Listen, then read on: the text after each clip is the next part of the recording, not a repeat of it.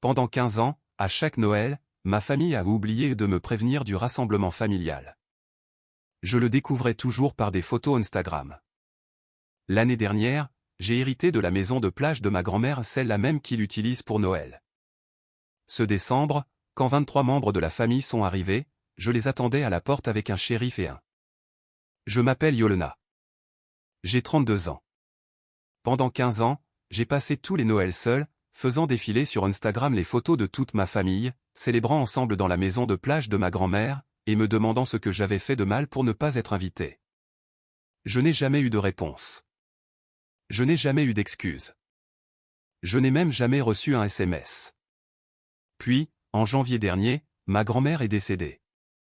Je l'ai appris par une publication Facebook. Personne ne m'a appelé. Je suis arrivé en retard aux funérailles, parce que personne ne m'avait dit que l'heure avait changé. 3 semaines plus tard, un avocat m'a contacté avec un secret que ma grand-mère avait gardé pour tout le monde, y compris ma mère. Elle m'avait légué la maison de plage. Je n'ai rien dit à personne. Pendant 11 mois, j'ai attendu. Et cette veille de Noël, quand 23 parents sont arrivés en s'attendant à leurs vacances annuelles, ils m'ont trouvé debout devant la porte d'entrée. Ce qui s'est passé ensuite a tout changé. Avant de continuer, si vous aimez les histoires de drame familial et d'affirmation de soi, merci de liker et de vous abonner, mais seulement si cette histoire résonne en vous. D'où regardez-vous ce soir? Quelle heure est-il chez vous? Dites-le moi dans les commentaires. Maintenant, laissez-moi vous ramener 11 mois en arrière, au jour où j'ai reçu l'appel d'un avocat nommé Harold Finch. J'ai appris la mort de ma grand-mère par un post Facebook, pas par un coup de fil de ma mère, ni par un SMS de ma sœur. Une publication Facebook, partagée par un cousin que je connaissais à peine, avec une photo de grand-mère Vivien souriant dans son jardin et les mots « Repose en paix, tante vive ». Je me suis assise dans mon appartement à Raleigh, fixant mon téléphone, attendant que quelqu'un, n'importe qui, m'appelle. Ils ne l'ont pas fait. Les funérailles ont eu lieu 3 jours plus tard. J'ai conduit 4 heures pour y arriver. Quand je suis arrivé, le service avait déjà commencé. Personne ne m'avait dit que l'heure avait changé. Je me suis assise au dernier rang. Ma mère ne s'est pas retournée. Ma sœur, Meredith, m'a jeté un coup d'œil, puis a détourné le regard, comme si j'étais une étrangère qui s'était trompée d'église. Après l'enterrement, j'ai essayé d'approcher ma mère. Elle était entourée de parents, acceptant les condoléances, tamponnant ses yeux avec un mouchoir. « Maman », ai-je dit. Elle m'a regardé comme si j'avais interrompu quelque chose d'important. « Yolena, tu es venue. » C'était tout. Pas de câlin. Pas de « je suis contente que tu sois là ». Juste tu es venue. Comme si j'étais arrivé à une fête sans y être invité. 3 semaines plus tard, j'ai reçu un appel téléphonique. Mademoiselle Carter, ici Harold Finch. J'étais l'avocat de votre grand-mère. Je ne savais pas que grand-mère Vivien avait un avocat. Je dois vous rencontrer en privé, a-t-il dit. Ne parlez de cet appel à personne de votre famille. J'ai senti mon cœur s'arrêter. Est-ce que quelque chose ne va pas? Non, mademoiselle Carter. Quelque chose va très bien. Il marqua une pause. Votre grand-mère a laissé des instructions précises. Elle a dit, et je cite, « Elena comprendra pourquoi cela doit rester entre nous. » J'ai conduit jusqu'à Raleigh le lendemain matin, sans avoir la moindre idée que j'étais sur le point d'hériter de la seule chose. Celle que ma mère désirait le plus. Mais d'abord, laissez-moi vous parler des photos de Noël. La première est apparue quand j'avais 17 ans, le 26 décembre 2009. Je faisais défiler Facebook quand je l'ai vue. Toute ma famille réunie dans le salon de grand-mère Vivien. Ma mère au centre, le bras autour de Meredith, des tantes, des oncles, des cousins que je ne voyais qu'aux enterrements. 23 personnes riant, tenant des cadeaux, portant des pulls rouges assortis. Je n'étais pas là. J'ai appelé ma mère ce soir-là. « Maman, pourquoi je n'ai pas été invitée à Noël ?» Elle a soupiré, comme si j'étais dramatique. « Oh, chérie, on pensait que tu restais avec ton groupe de prépa universitaire. Je ne te l'ai pas dit ?» Elle ne l'avait pas fait. L'année suivante, c'était « Nous supposions que tu travaillais. » L'année d'après, les messages de groupe n'ont pas dû passer. Puis, tu sais, tu es toujours la bienvenue. Pourquoi tu n'es pas venu tout simplement? J'ai essayé ça une fois. J'avais 23 ans. J'ai conduit jusqu'aux Outé-Bank sans le dire à personne, pensant que peut-être, si je me présentais simplement, il serait obligé de m'inclure. J'ai frappé à la porte. Ma mère a ouvert. Son visage est devenu pâle, comme si elle avait vu quelque chose qui ne devrait pas exister. Yolna, qu'est-ce que tu? Comment as-tu? Derrière elle, j'ai entendu la voix de Meredith, forte et claire, est-ce que quelqu'un l'a vraiment invitée? La pièce est devenue silencieuse. 23 personnes m'ont fixé, comme si j'avais gâché leur fête privée. Ma mère s'est reprise rapidement. Bien sûr que tu es la bienvenue, chérie. Entre. Mais j'ai vu les regards, les conversations chuchotées qui s'arrêtaient quand je passais, la façon dont Meredith s'est assurée qu'il n'y ait pas de siège pour moi à la table du dîner. Je suis parti le lendemain matin. Je n'ai jamais réessayé.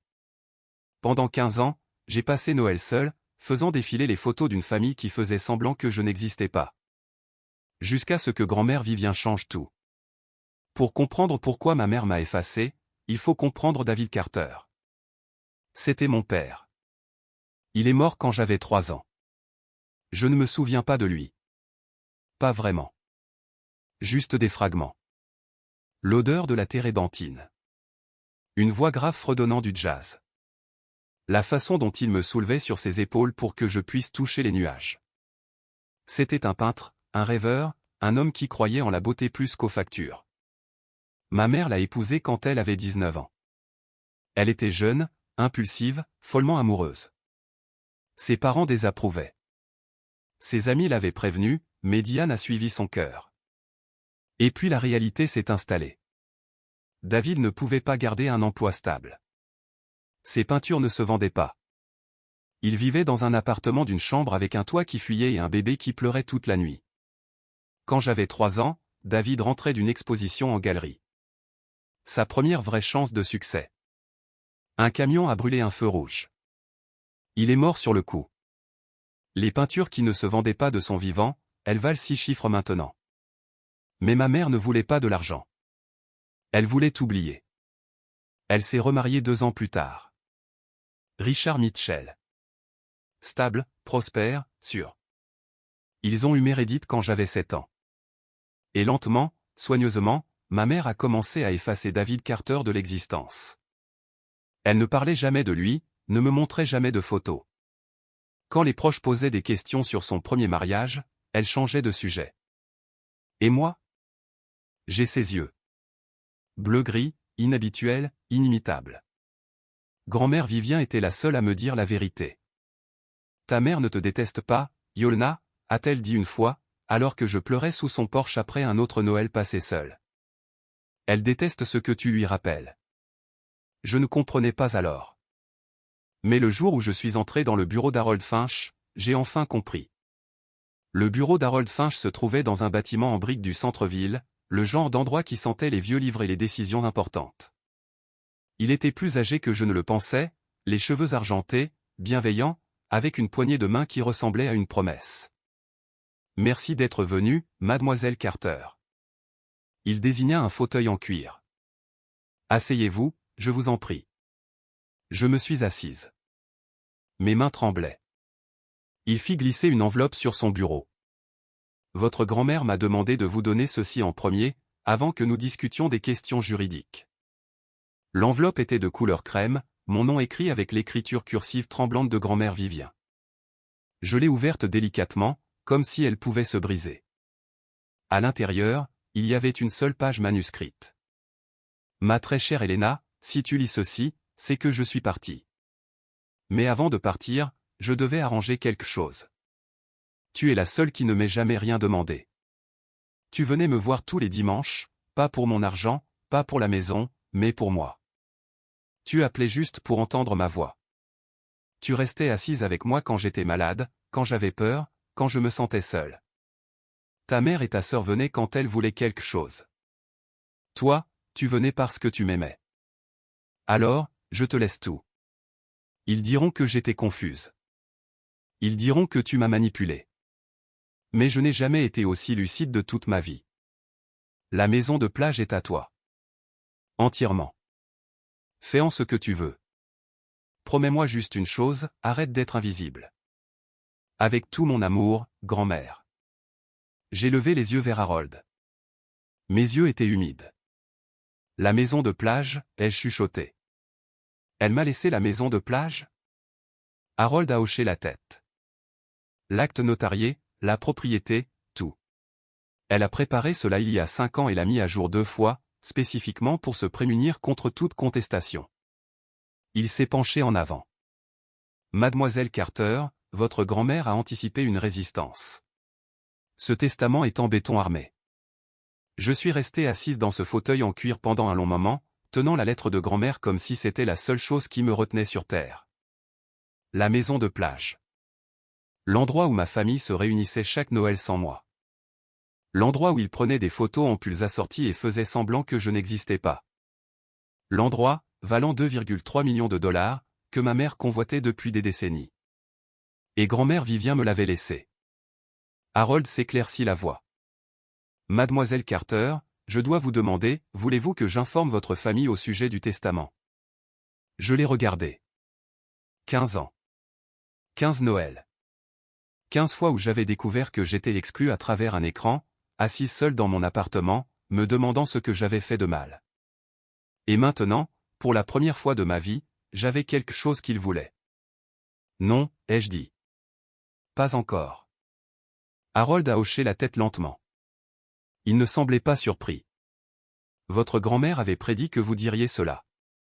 Ah bon? Il fouilla dans son bureau et en sortit une autre enveloppe, plus petite, scellée à la cire. Elle m'a laissé des instructions. Elle a dit, quand Elena te dira qu'elle veut t'attendre, donne-lui ça. Je l'ai ouverte. À l'intérieur, il y avait une seule ligne de l'écriture de grand-mère. Je savais que tu aurais besoin de temps. Prends tout le temps qu'il te faut.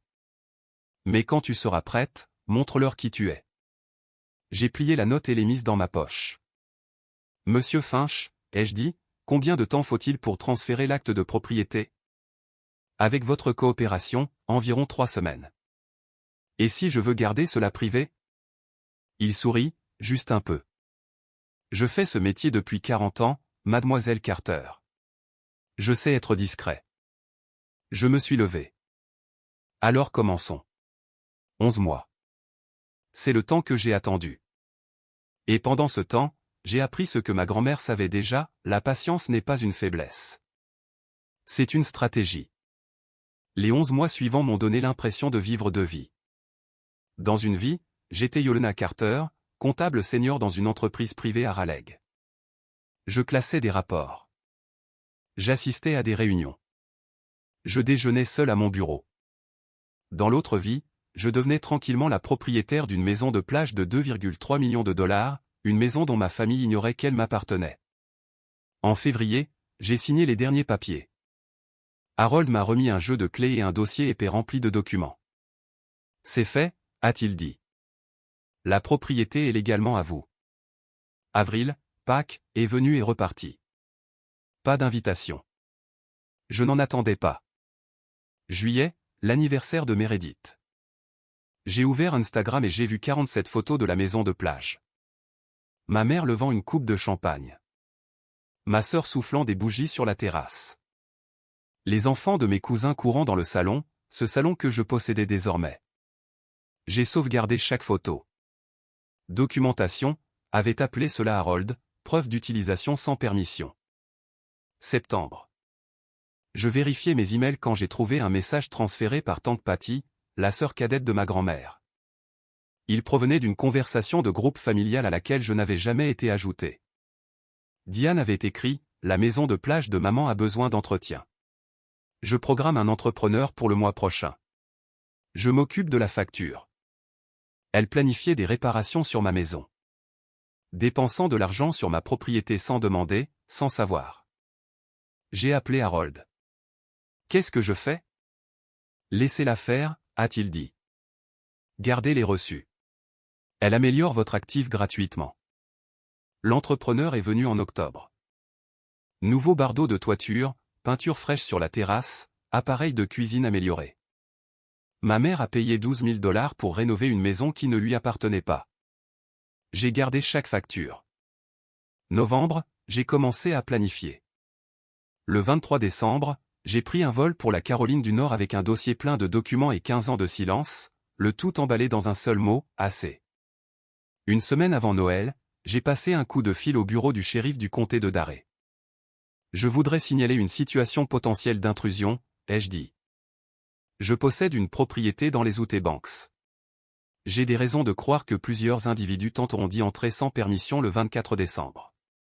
L'adjoint au bout du fil, Marcus Webb, selon son introduction, était patient et professionnel.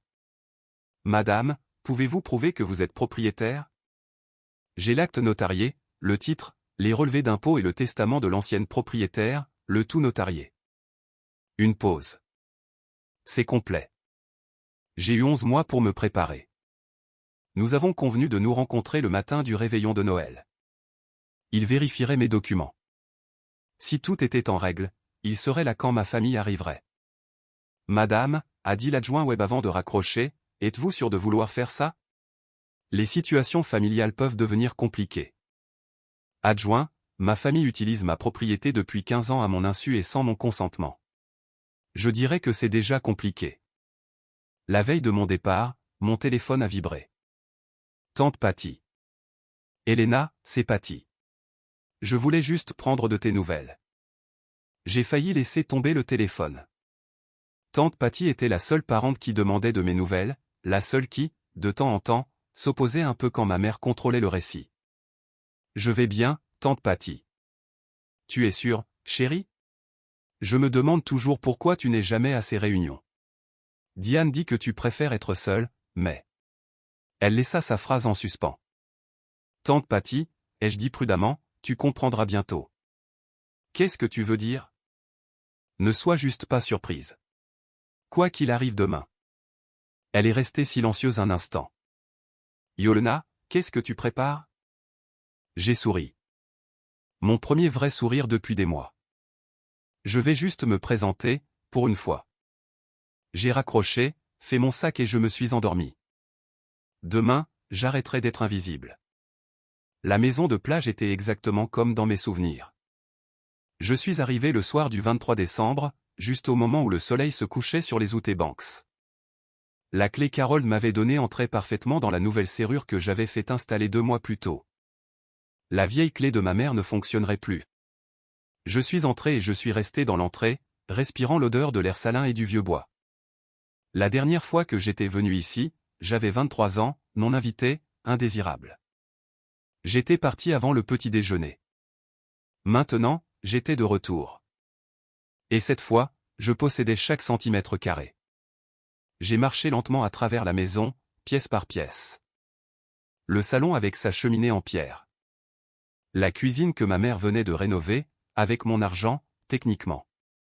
Les chambres à l'étage, chacune contenant des souvenirs de Noël que je n'avais vus qu'en photo. Sur la cheminée, j'ai trouvé ce que je cherchais. Une photo encadrée d'il y a 3 ans. 23 personnes en pull rouge assorties souriant à la caméra. Grand-mère Vivien était assise au centre, l'air fatigué mais heureux. Je n'étais pas sur la photo. Je ne l'étais jamais. J'ai pris le cadre et je l'ai étudié. Ma mère se tenait à l'épaule droite de grand-mère, la main posée de manière possessive sur son bras. Meredith était à gauche, tenant sa fille. Tante, oncle, cousin remplissaient chaque espace disponible. Pas de place pour moi. Il n'y en avait jamais eu. J'ai reposé la photo sur la table basse. Demain, ils la verraient. Ils se souviendraient d'où ils se tenaient quand leur monde a basculé. Dans la vieille chambre de grand-mère, j'ai trouvé un cadre plus petit, un que je n'avais jamais vu auparavant. C'était moi et grand-mère, pris 6 mois avant sa mort. Nous étions assises sur ce même porche, riant de quelque chose dont je ne me souvenais pas. Elle l'avait gardé près de son lit, caché des autres. Je l'ai placé sur le rebord de la cheminée, juste au centre. Demain, je ne serai plus invisible. Matin du réveillon de Noël, 7 heures. Je me suis réveillé dans le lit de grand-mère, mon lit maintenant, au son des vagues s'écrasant sous la fenêtre. Pendant un instant, j'ai oublié où j'étais. Puis je me suis souvenu qu'aujourd'hui était le grand jour. J'ai pris une douche, séché mes cheveux, et je me suis tenu devant la penderie que j'avais apportée de Raleigh. J'avais voyagé léger, des documents, des affaires de toilette, et une tenue que j'avais choisie spécifiquement pour ce moment. Un pull en cachemire bordeaux profond, la couleur de grand-mère. Elle disait toujours que le rouge était pour les gens qui refusaient de disparaître. Je l'ai mis, appliqué un maquillage léger, un rouge à lèvres rouge classique, la même teinte qu'elle portait. Quand je me suis regardé dans le miroir, je n'ai pas vu la femme qui avait été effacée pendant 15 ans. J'ai vu quelqu'un d'autre, quelqu'un de près. À 8h30, mon téléphone a sonné. Madame Carter, ici l'adjoint web, je suis en route. Merci, adjoint. Tout sera prêt. J'ai étalé mes documents sur la table de la salle à manger. Le testament, l'acte de propriété, les relevés d'impôts montrant que j'avais payé la taxe foncière ces 11 derniers mois, les factures de l'entrepreneur que ma mère avait généré sans le savoir. La lettre d'Harold confirmant le transfert légal. 23 copies d'un avis d'expulsion, une pour chaque membre adulte de la famille. L'adjoint web est arrivé à 10h. C'était un grand homme, la quarantaine, avec l'attitude calme de quelqu'un qui a tout vu. Il a examiné chaque document avec soin. Tout cela semble légitime, madame. Il leva les yeux. Vous possédez vraiment cet endroit. C'est vraiment le cas. Et votre famille ne le sait pas. Ils le sauront dans environ 2 heures. Il hocha lentement la tête. Je serai là quand ils arriveront. Mais madame, êtes-vous sûre de vouloir faire ça? Une fois que cela arrive, il n'y a pas de retour en arrière. J'ai pensé à 15 Noël. 15 années d'oubli. Je n'ai jamais été aussi sûr de quoi que ce soit. Il me rendit mes documents. Alors attendons. À 11h47, j'ai vu la première voiture tourner sur le chemin de gravier. Je me tenais à la fenêtre de l'étage, observant. L'adjoint web attendait dans sa voiture de patrouille, garée discrètement derrière un groupe d'arbres au bord de la propriété. Le SUV argenté de ma mère menait le cortège. Derrière elle venait le Range Rover blanc de Meredith, puis la BMW noire de Richard, puis voiture après voiture après voiture. Tante, oncle, cousins, leurs époux, leurs enfants. 6 véhicules au total. 23 personnes, plus les bagages, les décorations de Noël, et assez de nourriture pour nourrir une armée. Ils se déversaient de leur voiture comme s'ils possédaient l'endroit, parce qu'ils pensaient que c'était le cas. J'ai regardé ma mère marcher d'un pas décidé vers la porte d'entrée, les clés cliquetant dans sa main. Elle portait un manteau couleur crème et des perles, toujours des perles. Sa posture irradiait la propriété, l'autorité, le contrôle. Meredith suivait de près, ordonnant à son mari de décharger les valises. Mettez les grosses dans la chambre principale. Maman et papa prennent toujours cette chambre. Ma chambre maintenant. Ma chambre principale. Les enfants couraient devant en criant à propos de la plage, des cadeaux, de toutes les choses qu'ils feraient cette semaine dans la maison de grand-mère Vivien. Ce n'était plus la maison de grand-mère Vivien. Derrière eux tous, presque inaperçus, la voiture de patrouille de l'adjoint web sortit lentement de sa cachette et roula vers l'allée. Personne ne la remarquait. Ils étaient trop occupés à décharger, bavarder, revendiquer leurs espaces. Je suis descendu lentement. Chaque marche craquait sur le vieil escalier en bois, les mêmes escaliers que j'avais descendus furtivement il y a 9 ans, essayant d'être invisible, essayant d'appartenir à ce lieu. Je n'essayais plus. J'ai atteint la porte d'entrée juste au moment où ma mère insérait sa clé dans la serrure. Je l'ai entendu cliquer, et puis j'ai entendu sa confusion. Qu'est-ce que le... Richard? La clé ne marche pas. J'ai souri et j'ai ouvert la porte. L'expression sur le visage de ma mère quand la porte s'est ouverte restera gravée en moi pour toujours. Elle se tenait là, la clé toujours en main, la bouche entr'ouverte pour se plaindre à Richard au sujet de la serrure. Et puis elle m'a vu. Pendant 3 secondes entières, personne n'a parlé. Je me tenais dans l'embrasure de la porte, portant la couleur de grand-mère, ma main reposant nonchalamment sur le cadre de la porte. Derrière moi, le feu que j'avais allumé ce matin-là crépitait chaleureusement. La maison sentait la cannelle et le cèdre, les odeurs de Noël. Yolena. La voix de ma mère s'est brisée. Qu'est-ce que tu... Comment es-tu entrée ici? Bonjour, maman. Je n'ai pas bougé de l'entrée. Richard est apparu derrière elle, fronçant les sourcils. Les serrures doivent être cassées. Laisse-moi essayer. Les serrures ne sont pas cassées, ai-je dit calmement. Elles sont neuves. Je les ai changées. Silence. Meredith s'est avancée, le visage tordu par la confusion. Tu as changé les serrures de la maison de maman? Ce n'est pas la maison de maman. Ma mère a ri, un son sec et nerveux. Elena, de quoi parles-tu? C'est la propriété de ma mère. Je ne sais pas quel genre de.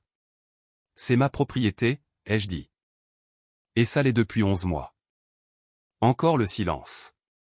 Derrière la famille, j'ai vu l'adjoint Webb sortir de sa voiture de patrouille. Il attendait près du véhicule, observant. Tante Patty fut la première à le remarquer. Diane, pourquoi y a-t-il un policier ici? Tout le monde s'est retourné. 23 personnes ont fixé la voiture de police comme si elle s'était matérialisée de nulle part. Je lui ai demandé de venir, ai-je dit. Au cas où quelqu'un aurait du mal à comprendre la situation. Le visage de ma mère est passé de la confusion à la fureur. Quelle situation? De quoi parles-tu? Je pense que nous devrions en discuter dehors, ai-je dit. Étant donné que c'est ma maison et qu'aucun de vous n'a été invité à entrer. J'ai reculé et commencé à fermer la porte. Attends. Ma mère s'est précipitée en avant. Tu ne peux pas faire ça. En fait, ai-je dit, je peux. J'ai ouvert la porte plus grand, non pas pour les inviter à entrer, mais pour que tout le monde puisse me voir clairement. Le vent de décembre traversait le porche, vif et froid. Ma famille se tenait groupée sur les marches comme des choristes qui auraient oublié leurs chansons. Les enfants se blottissaient derrière leurs parents. Les valises restaient abandonnées sur le gravier. C'est ridicule, a claqué ma mère. Richard, appelle la police. La police est déjà là, madame, dit l'adjoint Webb en remontant l'allée. Sa voix était calme, professionnelle. Je suis l'adjoint Marcus Webb. On m'a demandé d'assister madame Carter pour un litige immobilier. Il n'y a pas de litige. La voix de ma mère s'éleva. C'est la maison de ma mère. Avec tout le respect que je vous dois, madame, non. L'adjoint Webb s'arrêta à côté de moi. J'ai examiné l'acte, le testament et les registres fonciers. Cette maison appartient à Yolna Carter. Depuis près d'1 an. J'ai vu l'information se propager à travers la foule. Les tantes échangeaient des regards. Les oncles bougeaient mal à l'aise. Meredith a saisi le bras de son mari comme si elle avait besoin de se raccrocher à quelque chose. C'est impossible, a dit Meredith. Grand-mère ne ferait jamais ça. Elle l'a fait. J'ai sorti un dossier de derrière la porte, le dossier que j'avais préparé il y a 11 mois. Ceci est une copie de son testament, signé, attesté, notarié. Elle m'a légué la maison de plage, spécifiquement et exclusivement. Ma mère m'a arraché le dossier des mains. Ses yeux ont scanné les pages, son visage devenant plus pâle à chaque ligne. Ça ne peut pas être réel. Elle était confuse. Elle avait de la démence. Son médecin témoignera qu'elle était cognitivement saine jusqu'à 2 semaines avant son décès. J'ai gardé ma voix égale. Elle savait exactement ce qu'elle faisait. Tante Patty s'est avancée, la main sur le cœur. Elena, Vivien te l'a légué. Je l'ai regardée, la seule personne dans cette foule qui avait jamais demandé pourquoi je n'étais pas à Noël. Oui, tante Patty, elle l'a fait. Le silence qui a suivi était assourdissant. L'adjoint Webb s'est avancé et la foule s'est écartée pour lui comme s'il était Moïse devant la mer Rouge. Mesdames et messieurs, je comprends que ce soit inattendu.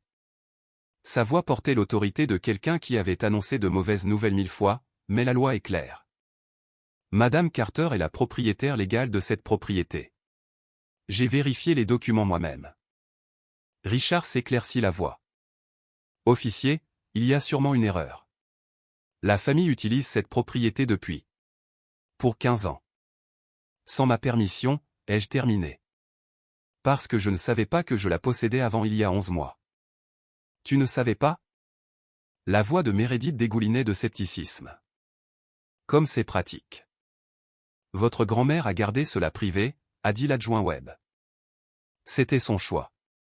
Et maintenant, c'est le choix de mademoiselle Carter de décider comment procéder. Ma mère serrait toujours le dossier, ses jointures blanches. J'appelle un avocat. Ce testament est frauduleux. Ma mère n'aurait jamais. Votre mère l'a fait. J'ai croisé son regard. Elle avait aussi prévu que vous diriez exactement cela, c'est pourquoi elle a demandé à Harold Finch, un avocat spécialisé en succession avec 40 ans d'expérience, de le rédiger avec des protections supplémentaires contre toute contestation. J'ai plongé la main dans ma poche et en ai sorti une épaisse pile de papiers, chacun portant un sceau officiel. Ce sont des avis d'expulsion, un pour chaque adulte présent. J'ai commencé à les distribuer. Vous avez 30 minutes pour retirer toutes les affaires personnelles de vos véhicules. Après cela, si vous êtes toujours sur ma propriété, l'adjoint web vous escortera pour violation de propriété privée. Les avis passaient de main en main. Certains les lisaient, d'autres fixaient juste le vide. Mon cousin Derek prit la parole depuis le fond.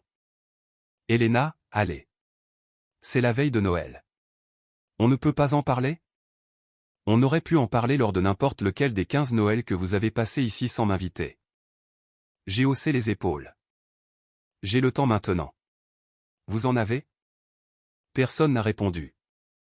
Ma mère a explosé. Tu l'as manipulé. Elle a jeté le dossier par terre, les papiers s'éparpillant sur le porche. Tu l'as empoisonné contre nous. Tu. Espèce d'ingrate comploteuse.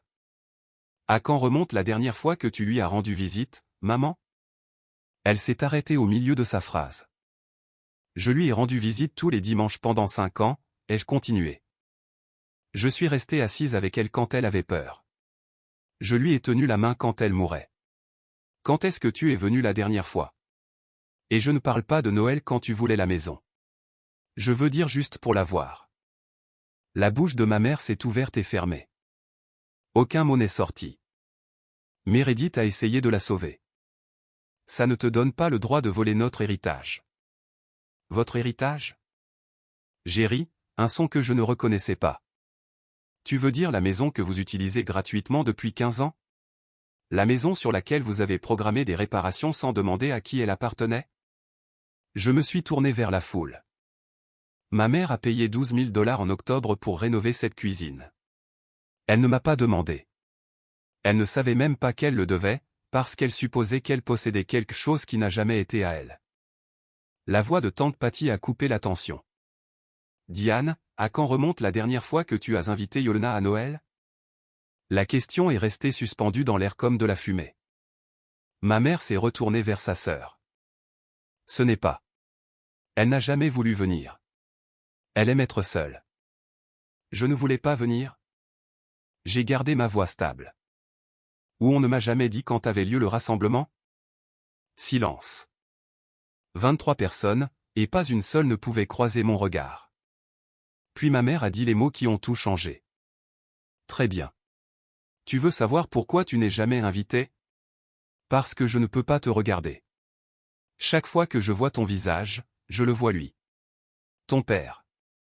Cet artiste rêveur et inutile qui a gâché ma vie. La foule est devenue complètement immobile. Ok, je dois faire une pause ici une seconde. Certains d'entre vous pensent peut-être, elle aurait dû simplement leur parler. Et peut-être que vous avez raison. Peut-être que j'aurais dû.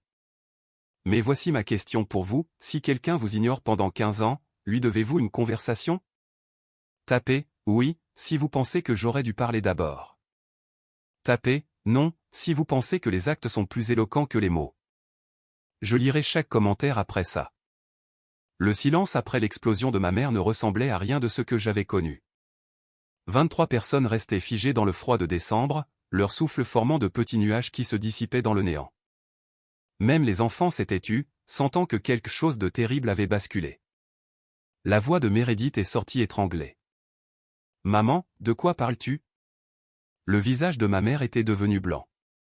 Elle regardait ses mains comme si elles appartenaient à quelqu'un d'autre, comme si elle l'avait trahi. Je ne voulais pas dire, commença-t-elle.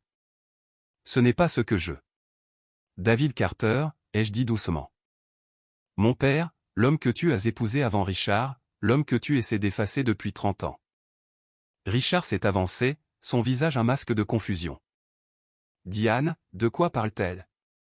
Ma mère ne pouvait pas le regarder. Tante Patty a parlé, sa voix à peine au-dessus d'un murmure. Diane, tu as exclu ta propre fille à cause de David. Vous ne comprenez pas. La voix de ma mère se brisa. Chaque fois que je la regarde, je le vois lui. Ses yeux, ses expressions. Je vois toutes les erreurs que j'ai commises, toutes les années que j'ai gâchées. C'était une enfant. La voix de tante Patty s'est aiguisée. Elle n'a pas choisi son père. Elle n'a pas choisi ses yeux. Je le sais, a crié ma mère, puis plus calmement. Je le sais. J'ai regardé ma mère. Je l'ai vraiment regardée. La femme qui m'avait systématiquement retiré des réunions de famille pendant 15 ans, qui m'avait manipulé pour me faire croire que j'imaginais cette exclusion, qui avait appris à ma sœur que j'étais jetable. Et j'ai ressenti quelque chose que je n'attendais pas. Pas de la colère, de la pitié. Tu ne pouvais pas pardonner à un homme mort, ai-je dit doucement. Alors tu as puni la seule partie de lui qui était encore en vie. Le visage de ma mère s'est effondré un instant. J'ai cru qu'elle allait pleurer, mais elle ne s'est pas excusée. Elle ne l'a jamais fait. J'aurais pu la détruire là, devant tout le monde. J'aurais pu énumérer chaque Noël où elle m'avait exclu, chaque mensonge qu'elle avait raconté, chaque fois qu'elle m'avait fait me sentir comme un fantôme dans ma propre famille. J'aurais pu la rendre petite, de la même façon qu'elle m'avait rendue petite pendant 15 ans. Mais ce n'était pas pour ça que j'étais là. Adjoint Webb, ai-je dit en me détournant de ma mère.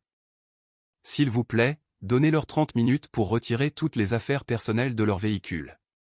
Ensuite, je veux que tout le monde quitte ma propriété. Attendez une minute, commença Richard. 30 minutes, Richard. C'est plus de considération que je n'en ai jamais reçu. Meredith serra sa fille contre sa jambe. Yolena, les enfants.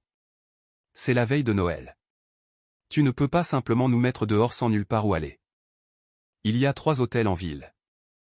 J'ai gardé ma voix égale. J'ai appelé hier. Ils ont des chambres disponibles. J'ai déjà fait la recommandation de réserver des blocs pour une grande famille. La bouche de Meredith s'est ouverte. Je n'essaie pas de gâcher le Noël de qui que ce soit, ai-je continué. Je n'essaie pas de faire souffrir qui que ce soit. Je veux juste ce qui aurait dû être à moi depuis le début, le droit de décider qui entre dans ma maison. L'adjoint Webb s'est avancé. Vous l'avez entendu, messieurs dames. 30 minutes. Je chronomètre. Un par un, la famille a commencé à bouger, lentement, à contre-cœur. Les valises ont été remises dans les coffres. Les enfants ont été conduits dans les voitures. Les portières ont claqué avec le son creux de la défaite. Ma mère est restée immobile sur le porche, me fixant comme si elle me voyait pour la première fois. Yolena, a-t-elle chuchoté. S'il te plaît. J'ai croisé son regard, les mêmes yeux bleu-gris que je voyais dans le miroir chaque matin. Tu as eu 15 ans pour dire s'il te plaît, ai-je dit. Tu as choisi le silence à la place. Je suis rentré dans ma maison et j'ai fermé la porte. Je me suis appuyé contre la porte fermée, mon cœur battant si fort que je pouvais le sentir dans mes tempes.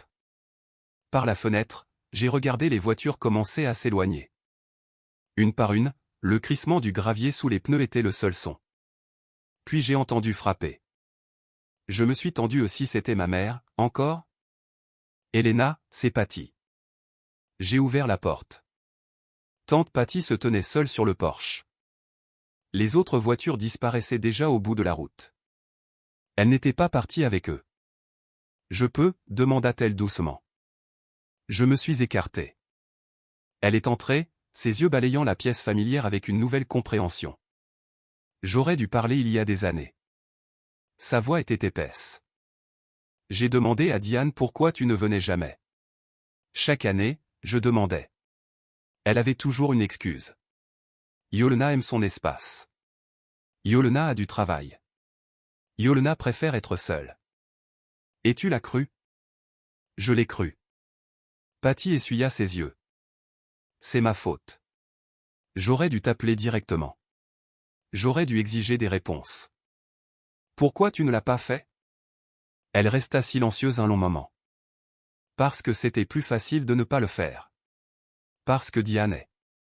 Elle chercha le mot. Convaincante. Et je ne voulais pas causer de conflit. Alors tu as choisi la paix plutôt que moi. Oui. Pas d'excuses, pas de justification, juste la vérité. Patty a fouillé dans sa poche et a sorti un morceau de papier plié. Vivien m'a donné ça. 2 mois avant sa mort, elle m'a fait promettre de ne le montrer à personne avant qu'elle ne soit partie. J'ai pris le papier, je l'ai déplié. C'était une note de l'écriture de grand-mère. Patty, assure-toi qu'Yolna sache qu'elle n'imaginait rien. C'était réel. Tout ce qu'elle ressentait était réel. Mes mains tremblaient. Elle savait. Patty a dit qu'elle voyait tout. Et elle voulait que tu saches que tu n'as jamais été folle. Pour la première fois ce jour-là, je me suis laissé pleurer. De la fenêtre, j'ai regardé la dernière des voitures disparaître au bout du chemin de gravier. Le Range Rover blanc de Meredith était le dernier à partir.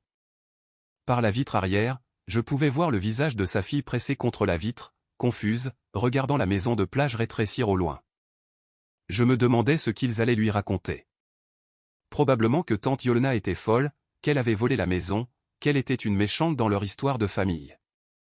Ça n'avait plus d'importance. La BMW de Richard avait marqué une pause avant de sortir. Il avait baissé sa vitre et m'avait regardé, debout dans l'encadrement de la porte. Yolna. Sa voix était fatiguée. Je suis désolé pour tout. J'ai étudié l'homme qui avait été mon beau-père pendant 27 ans, qui avait regardé ma mère m'effacer et n'avait jamais dit un mot. C'est un début, Richard, mais désolé n'efface pas 15 ans. Il hocha lentement la tête, comme s'il s'attendait à cette réponse. J'aurais dû faire plus. Oui, tu aurais dû. Il a remonté sa vitre et est parti. Ma mère ne s'est jamais retournée. Elle est restée rigide sur le siège passager, fixant droit devant elle alors que la voiture de Richard prenait le virage vers la route principale. L'adjoint Webb s'est approché pour se tenir à côté de moi. Ça a demandé du courage, madame. Vraiment? J'ai secoué la tête. Ça a pris 11 mois de planification et un dossier plein de documents juridiques. Ce n'est pas du courage. C'est de la préparation. Il sourit légèrement. Parfois, c'est la même chose. Il me serra la main. Si vous avez besoin de quoi que ce soit d'autre, vous avez mon numéro. Merci, adjoint, d'avoir été là. Je ne faisais que mon travail. Il a touché le bord de son chapeau et est retourné à sa voiture de patrouille. Je suis resté seul sur le porche de la maison de ma grand-mère, ma maison, et j'ai écouté le bruit des vagues. 6 SUV, 23 par an, 15 ans d'oubli. Tout cela était enfin terminé. Tante Patty est restée 1 heure. Nous n'avons pas beaucoup parlé. Elle a fait du thé en utilisant la nouvelle bouilloire que ma mère avait achetée sans le savoir, et nous nous sommes assis ensemble devant la cheminée, regardant les flammes. Appelle-moi plus tard, a-t-elle dit quand elle s'est finalement levée pour partir. J'ai hoché la tête. Je le ferai. Elle m'a serré dans ses bras, un vrai câlin, pas le genre performatif auquel je m'étais habitué lors des rares événements familiaux auxquels j'avais assisté. Puis elle est partie et je me suis retrouvé seul. Vraiment seul pour la première fois depuis mon arrivée. J'ai marché lentement à travers la maison. Chaque pièce semblait différente maintenant. Non plus hantée par l'exclusion, mais silencieuse, pleine de possibilités. À moi de la remplir ou de la laisser vide, selon mon choix. Dans le salon, la photo d'il y a 3 ans trônait toujours sur la table basse. 23 visages en pull rouges assortis. Grand-mère Vivien au centre. Je l'ai prise et l'ai étudiée une dernière fois. Puis je l'ai placée face contre terre dans un tiroir. Sur la cheminée, ma photo avec grand-mère est restée. Nous deux, riant sur le porche. La seule image dans cette maison qui m'incluait. Je l'ai fait, ai-je dit à voix haute à la pièce vide. Pour elle, je me suis enfin montré. Le feu crépitait. Les vagues s'écrasaient dehors. La maison s'est apaisée autour de moi, comme si elle expirait. Je me suis assise dans le vieux fauteuil de grand-mère, mon fauteuil maintenant, et je me suis laissé ressentir tout ce que j'avais retenu. La colère, le chagrin, l'étrange douleur creuse d'avoir gagné une bataille que je n'aurais jamais dû avoir à mener. J'ai pleuré. Pas les larmes polies que je m'étais autorisé dans le bureau d'Harold, mais le genre laid, le genre que j'avais économisé pendant 15 ans. Quand j'ai fini, le soleil se couchait sur l'eau. J'étais seul. Mais pour la première fois, être seul ressemblait à un choix. Mon choix. Les messages ont commencé 3 jours après Noël. Mon téléphone, qui était resté silencieux pendant la majeure partie des vacances, a soudainement explosé de notifications. Des SMS de groupe auxquels je n'avais jamais été ajouté m'incluaient désormais. Ironiquement, maintenant que je m'étais rendu impossible à ignorer, certains étaient en colère. Cousin Derek, ce que tu as fait était cruel. C'est Noël. Tu aurais pu gérer ça différemment.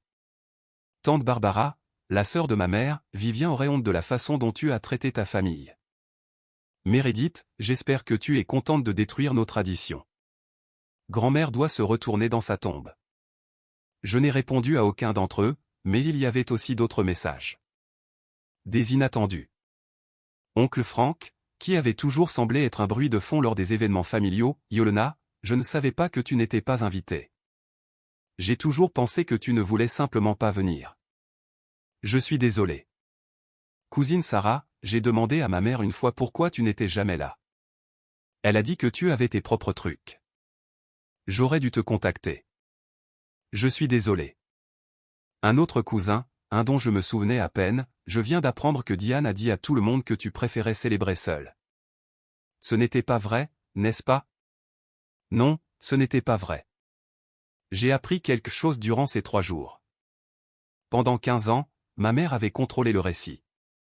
Elle avait dit à tout le monde que j'étais privée, indépendante, que je choisissais l'isolement, et il l'avait cru parce que c'était plus facile que de poser des questions. Maintenant, avec la vérité exposée, certains d'entre eux commençaient à regarder en arrière, à se souvenir des questions sans réponse, des pièces manquantes. Pas tous, bien sûr. Certains ne croiraient jamais rien d'autre que le fait que j'étais la méchante. Mais certains. Tante Patty appelait tous les jours, juste pour prendre des nouvelles, juste pour parler. C'était plus de contacts familiaux que je n'en avais eu depuis des années, et c'était suffisant. Pour l'instant, c'était suffisant. Richard a appelé le soir du Nouvel An. J'ai failli ne pas répondre, mais quelque chose m'a fait glisser le doigt sur l'écran. Yolena. Sa voix semblait fatiguée, plus vieille que dans mes souvenirs. Merci d'avoir décroché. J'ai attendu. J'ai besoin que tu saches quelque chose, a-t-il continué. À propos de ce qui s'est passé. À propos des 15 dernières années. J'écoute. Je ne connaissais pas toute l'étendue. Je savais que Diane était compliquée à ton sujet. Je savais qu'elle avait du mal à être dans la même pièce que toi parfois, mais je ne savais pas qu'elle t'excluait activement. Comment est-ce possible, Richard? Tu étais là chaque Noël. Elle contrôlait tout. Sa voix se brisa légèrement. Les invitations, la planification, les listes d'invités. Quand je demandais de tes nouvelles, elle disait que tu ne voulais pas venir. Yolena aime son espace, disait-elle à chaque fois. Et tu n'as jamais vérifié, jamais appelé toi-même. Une longue pause. Non, je ne l'ai pas fait. Pourquoi pas? Parce que je lui faisais confiance. Parce que... Il expira. Parce que c'était plus facile de ne pas le faire. C'était là. La même raison que tante Patty avait donnée, la même raison que tout le monde avait eue. C'était plus facile de ne pas le faire. Ta grand-mère m'a appelé une fois, ajouta Richard, environ 1 an avant son décès. Elle m'a demandé pourquoi je laissais Diane t'effacer. Ce furent ses mots exacts. Qu'est-ce que tu lui as dit?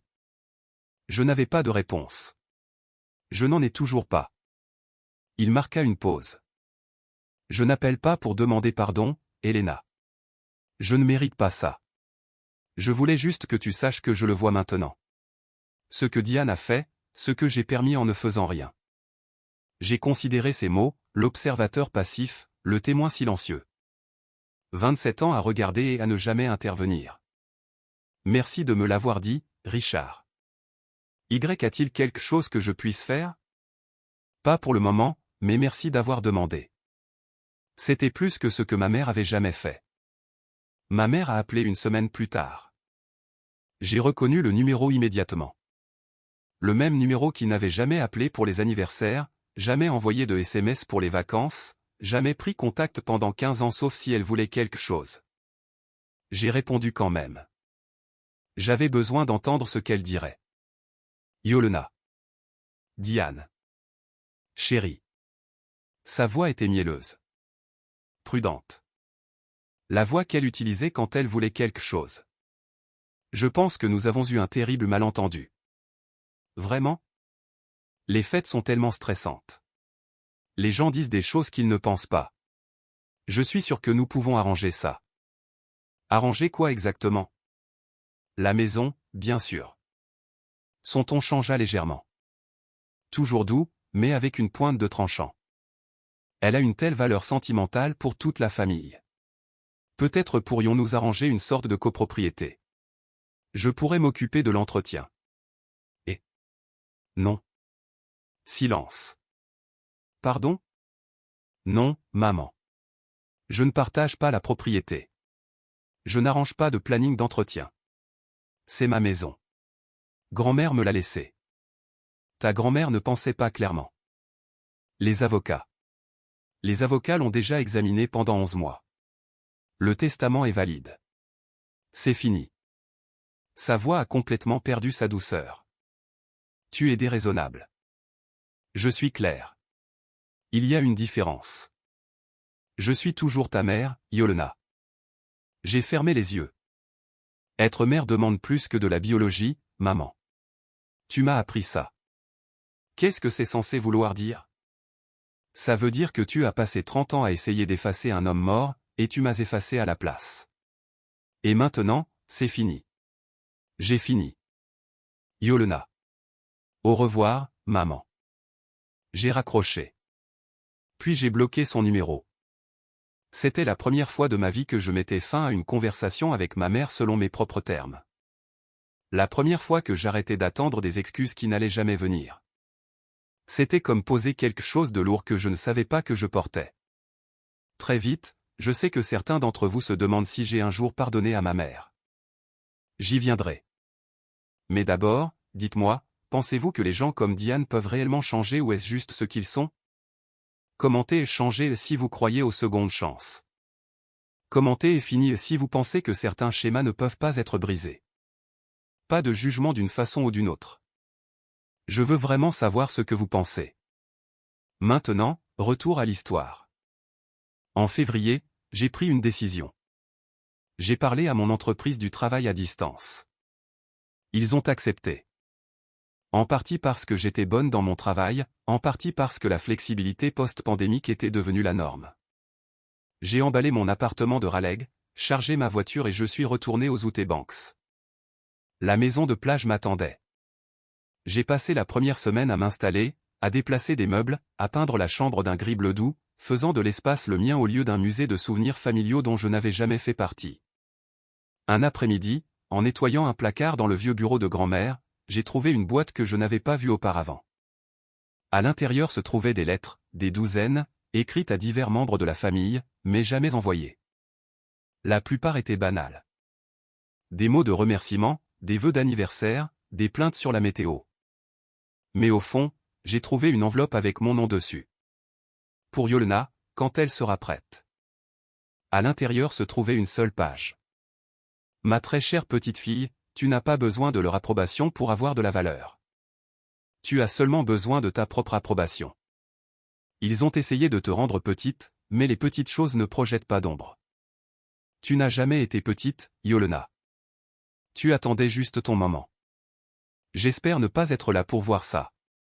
Pas parce que je ne veux pas l'être, mais parce que je sais que tu as besoin de faire cela seul. Tu as besoin de te prouver à toi-même que tu peux le faire. Quand ce sera fini, souviens-toi, bien vivre n'est pas une vengeance. C'est simplement la vérité. Je t'aime. Je t'ai toujours aimé. Grand-mère Vivien. J'ai tenu la lettre pendant un long moment. Ce week-end-là, tante Patty est venue me rendre visite. Nous avons cuisiné le dîner ensemble, quelque chose qu'aucune de nous n'avait fait en famille depuis des années. C'était calme, simple, et pour la première fois de ma vie, je me sentais chez moi. Meredith est arrivée à l'improviste mi-mars. J'étais sur le porche en train de lire quand son Range Rover blanc s'est garé dans l'allée. Je l'ai regardée rester assise dans la voiture pendant une minute entière avant d'ouvrir la porte. Elle a marché vers moi lentement, comme si elle approchait un animal sauvage. « Je ne suis pas là pour me battre », a-t-elle dit. J'ai posé mon livre. « Alors pourquoi es-tu là ?» Elle s'est arrêtée au bas des marches du porche. Elle avait l'air différente, fatiguée, incertaine, rien de la confiance polie dont je me souvenais. « On peut parler ?» J'ai désigné la chaise vide à côté de moi. Elle a monté les marches et s'est assise, ses mouvements raides et maladroits. Pendant un long moment, aucune de nous n'a parlé. Je ne savais pas, a-t-elle finalement dit, à propos de la façon dont maman te traitait. Je veux dire, je savais qu'elle me favorisait. C'était évident. Mais je ne savais pas qu'elle t'éloignait activement. Est-ce que cela aurait changé quelque chose si tu avais su? Meredith tressaillit, puis doucement, je ne sais pas. C'est la réponse honnête. J'ai étudié ma sœur. Demi-sœur. Techniquement, l'enfant chérie, celle qui n'avait jamais eu à se battre pour une place à table. Tu ne l'as jamais remis en question, ai-je dit. Pourquoi? Je n'étais jamais là. Tu l'as juste accepté. Je l'ai fait. Elle a regardé ses mains. J'ai cru ce qu'on me disait. Que tu ne voulais pas être avec nous. Que tu préférerais être seule. Est-ce que cela avait du sens pour toi, que ta sœur choisisse d'être seule chaque Noël pendant 15 ans? Elle n'a pas répondu. Nous savions toutes les deux qu'elle n'y avait jamais pensé aussi profondément. Je ne suis pas prête à avoir une relation avec toi, a-t-elle dit finalement. Mais je voulais que tu saches que je commence à voir les choses différemment. C'est plus que ce à quoi je m'attendais. J'ai hoché la tête lentement. Merci de me le dire en personne. Elle est partie 30 minutes plus tard. Ce n'était pas une réconciliation, mais c'était quelque chose. Au cours des mois suivants, j'ai appris quelque chose d'important sur les limites. Ce ne sont pas des murs. Ce sont des portes avec des serrures. Et vous décidez qui obtient une clé. Avec ma mère, aucun contact, pas d'appel, pas de SMS, pas d'explication. Je ne lui devais pas de conclusion. Elle avait eu 15 ans pour poser des questions, et elle avait choisi le silence. Maintenant, je choisissais la même chose. Avec Richard, un seul email une fois par mois. Des mises à jour sur la maison, polies mais distantes. Il avait été un spectateur passif pendant 27 ans. Je n'allais pas prétendre que l'observation était la même chose que l'amour. Avec Meredith, la porte était ouverte, mais à peine. Elle envoyait parfois des photos de sa fille, des observations aléatoires sur la météo. Je répondais quand j'en avais envie. Pas de pression, pas d'attente. Avec le reste de la famille, cela variait. Ceux qui avaient tendu la main pour s'excuser recevaient des réponses. Ceux qui avaient défendu ma mère recevaient le silence. Je ne tenais pas les comptes, mais j'étais attentive. Et tante Patty. Patty a eu le double des clés. Tu es sûr de ça, a-t-elle demandé, tenant le métal dans sa paume comme s'il pouvait exploser. Tu es la seule qui a demandé de mes nouvelles, ai-je dit. Pendant 15 ans, tu as été la seule à remarquer que je manquais. J'aurais dû faire plus que remarquer. Tu fais plus maintenant. C'est ce qui compte. Elle venait me rendre visite tous les 2 week-ends. Nous marchions sur la plage. Nous parlions de grand-mère Vivien. Nous construisions quelque chose de nouveau sur les cendres de quelque chose de brisé. Je n'ai pas claqué la porte au nez de ma famille. J'ai juste arrêté de la tenir ouverte pour des gens qui n'avaient jamais prévu de la franchir. Il y a une différence entre l'isolement et les limites. L'isolement, c'est la solitude. Les limites, c'est la paix. J'apprenais enfin à faire la différence. Cette année, j'ai organisé le repas de Noël. Pas pour 23 personnes. Pas pour des gens qui avaient passé 15 ans à prétendre que je n'existais pas. Pour 4. Tante Patty est arrivée la première, portant un plat en cocotte et une bouteille de vin. La recette de Vivien, a-t-elle dit en me tendant le plat. Je l'ai trouvée dans son vieux livre de cuisine. Mes 2 amies les plus proches de Raleigh sont arrivées ensuite, Beth et Carmen, les femmes qui avaient été ma vraie famille quand ma véritable famille m'avait oublié. Elles avaient conduit 3 heures pour être ici. Et enfin, Marcus, un collègue de mon entreprise qui avait traversé un divorce l'année dernière et n'avait nulle part ailleurs où aller. Quand je l'avais invité, il m'avait regardé comme si je lui avais offert un rein. « Tu me connais à peine » avait-il dit. « Je sais ce que c'est que d'être seul à Noël » avais-je répondu. Personne ne devrait ressentir ça s'il ne le veut pas. Alors, nous étions là. 4 personnes autour d'une table prévue pour 12. Un feu crépitant, des bougies allumées, l'odeur de la recette de grand-mère Vivien remplissant l'air. Sur la cheminée, j'avais placé sa photo, celle de nous 2 riant ensemble, la seule image dans cette maison qui m'avait jamais incluse. Tante Patty a levé son verre. À Vivien. Et à la petite fille qui nous a rappelé ce que signifie vraiment la famille. Nous avons trinqué. Dehors, les vagues s'écrasaient contre le rivage. À l'intérieur, la conversation coulait facilement. Pas besoin de marcher sur des œufs, pas besoin de surveiller ce que je disais, pas l'impression d'être une intruse dans ma propre vie. J'ai regardé autour de la table les visages des gens qui avaient choisi d'être ici, qui voulaient que je sois là. Merci, ai-je dit doucement. D'être venu. Bette m'a serré la main. Merci de nous avoir invités. Cet endroit est magnifique. Il l'était. Et pour la première fois, j'avais l'impression d'y être à ma place. Après que tout le monde soit allé se coucher, je me suis glissé sur le porche. L'air de décembre était froid et vif, portant l'odeur salée de l'océan. Les étoiles étaient éparpillées dans le ciel comme du sucre renversé. Quelque part au loin, une corne de brume a retenti. Je me suis assise dans le vieux fauteuil à bascule de grand-mère, mon fauteuil maintenant, et je me suis laissé penser à l'année passée, aux 15 années d'avant, à la femme que j'étais et à celle que j'étais devenue.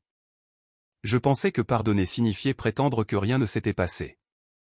Qu'être la personne la plus mature signifiait ravaler sa douleur et sourire malgré tout. Je ne crois plus cela. Certaines choses ne peuvent pas être pardonnées.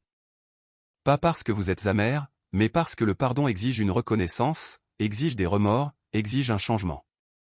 Et certaines personnes n'offriront jamais ces choses. Ma mère avait appelé 3 fois de plus depuis que je l'avais bloquée. À chaque fois d'un numéro différent, à chaque fois avec une approche différente. Colère, culpabilité, marchandage. Jamais une seule fois avec des excuses. Je ne la détestais pas. Cela m'a surprise. Je pensais que je la détesterais après tout ça. Mais la haine demande de l'énergie. Elle prend de la place dans votre tête, votre cœur. Et je lui avais déjà donné assez des deux. Ce que je ressentais maintenant était quelque chose de plus petit, de plus calme, quelque chose comme de la pitié mélangée à de l'acceptation. Elle était qui elle était. Elle avait fait ses choix. Et maintenant, je faisais les miens. Les limites ne sont pas une punition. Elles sont une protection, il s'agit de choisir où va votre énergie. J'avais passé 32 ans à essayer de gagner une place à une table qui ne voulait pas de moi. Maintenant, j'avais ma propre table. Elle était plus petite, plus calme, mais tout le monde y avait choisi d'être là. Pas d'obligation, pas de ressentiment, pas de fantôme. Je me balançais lentement dans le fauteuil, écoutant les vagues. Pour la première fois de ma vie, je n'attendais rien. J'étais juste là. Le matin de Noël, je l'ai trouvé. Je rangeais les restes de la veille, mettant la vaisselle de côté, quand j'ai remarqué quelque chose derrière la photo de grand-mère sur la cheminée. Une enveloppe, couleur crème, glissée à l'arrière du cadre. Mon nom était écrit sur le devant de son écriture. En dessous, une note à lire lors de ton premier Noël en tant que propriétaire. Mes mains tremblaient alors que je l'ouvrais. Ma très chère Yolena, si tu lis ceci, cela signifie que tu l'as fait. Tu as cessé d'être invisible. J'aimerais pouvoir être là pour le voir. J'ai passé des années à regarder ta mère essayer de t'effacer, et cela m'a brisé le cœur. J'aurais dû dire quelque chose. J'aurais dû me battre plus fort. Mais Diane est ma fille, et j'ai continué à espérer, bêtement, qu'elle changerait. Elle ne l'a pas fait, et je suis désolé pour cela. Je t'ai laissé cette maison parce que tu l'as méritée. Pas par manipulation ou intrigue comme ils le diront probablement, mais par amour. Un amour pur, simple, qui n'a jamais rien demandé en retour. Tu as les yeux de ton père, Yolena. Te l'ai-je déjà dit? David était un homme bon. Peu pratique, oui, un rêveur, certainement. Mais bon. Ta mère n'a jamais pu voir ça. Elle ne voyait que ce qu'elle avait perdu en l'aimant. Tu as hérité de ses yeux, de son cœur et de sa capacité à voir la beauté dans des choses que les autres négligeant. Bien vivre est la meilleure vengeance, disent-ils. Mais vivre vrai, c'est encore mieux. Sois vrai, Yolena. Sois qui tu es. Ne laisse personne te rendre petite à nouveau. Je t'aime. Je suis fier de toi. Et où que je sois, je veille. Ta grand-mère. J'ai pressé la lettre contre ma poitrine et j'ai fermé les yeux. Merci, ai-je chuchoté à la pièce vide. Le feu crépitait, les vagues roulaient, et quelque part, je savais qu'elle m'entendait. Avant de terminer, je veux partager quelques réflexions sur ce qui s'est passé. Pas pour excuser qui que ce soit, mais pour comprendre. Ma mère n'est pas un monstre. Ce serait plus facile, honnêtement, si je pouvais juste l'étiqueter comme mauvaise et passer à autre chose. Mais les gens sont plus compliqués que ça. Voici ce que j'en suis venu à croire, Diane a épousé mon père à 19 ans. Elle était jeune, idéaliste, convaincue que l'amour triompherait de tout. Quand la réalité a frappé la pauvreté, l'instabilité, la mort, elle n'a pas pu traiter le chagrin. Alors, elle l'a converti en honte. Dans son esprit, aimer David est devenu sa plus grande erreur, et je suis devenu la preuve vivante de cette erreur. Chaque fois qu'elle regardait mes yeux, elle ne voyait pas sa fille, mais son échec. Cela n'excuse pas ce qu'elle a fait. Rien n'excuse 15 ans d'exclusion systématique, de manipulation psychologique et d'abandon émotionnel. Mais cela l'explique. Et comprendre m'a aidé à laisser aller la question qui m'avait hanté pendant des décennies, qu'est-ce que j'ai fait de mal? La réponse est, rien. Je n'ai rien fait de mal. J'ai juste eu la malchance de naître avec les yeux du mauvais homme. Quant à moi, ma faiblesse était la patience, la gentillesse sans limite. J'ai passé 15 ans à penser que si j'étais juste assez calme, assez bonne, assez peu exigeante, ils finiraient par me voir. Ils ne l'ont jamais fait. Parce que voici la vérité, certaines personnes ne veulent pas vous voir. Et aucune réduction de vous-même ne changera leur vision. La leçon? N'arrosez pas les plantes mortes. Ne frappez pas aux portes qui ne s'ouvriront pas. Ne mendiez pas une place à des tables où vous n'êtes pas désiré. Construisez plutôt votre propre table. Et c'est ce que je fais maintenant. Un jour à la fois. Merci d'être resté avec moi jusqu'à la fin. Si cette histoire a touché quelque chose en vous, s'il vous plaît, laissez un commentaire. Racontez-moi votre histoire. Vous êtes-vous déjà senti invisible? Qu'avez-vous fait à ce sujet? Si vous avez aimé ceci, il y a une autre histoire qui vous attend dans la description, à propos d'une femme qui a tout donné à sa famille jusqu'à ce qu'elle ne leur donne plus rien. Cliquez dessus et je vous y retrouverai.